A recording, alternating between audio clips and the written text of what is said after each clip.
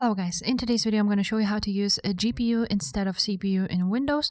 First step would be to open up your device manager on the search bar, press on it. After you have opened it, you want to find display adapters, press on that arrow button and see if your GPU and CPU are there. If it's already installed there, then you want to go ahead and open up your graphics app. So for example, I use NVIDIA app for updating my drivers. So you want to go ahead to drivers and download the latest drivers and update all the available ones here, just like so. Now, after you've done that, all you need to do now is right click on your desktop, press show more options and open up your NVIDIA control panel. On NVIDIA control panel, you want to press on manage 3D settings, press on global settings, and here you want to choose, instead of integrated graphics, choose high performance processor.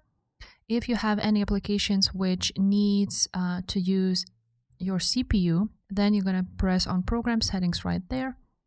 And on program settings, you're going to find a program which needs to use Intel graphics, add it there and choose integrated graphics instead of high performance and press apply.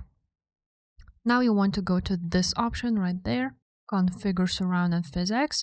And on this setting, you want to make sure it's not auto select, but you want to choose, if it was selected on CPU, you want to choose your GPU, press apply, and that's pretty much it. So if you want to go ahead and get back to your CPU, then you're going to choose CPU here and do all those things on manage 3D settings. So if this video was helpful, make sure to subscribe and I will see you next time. Bye.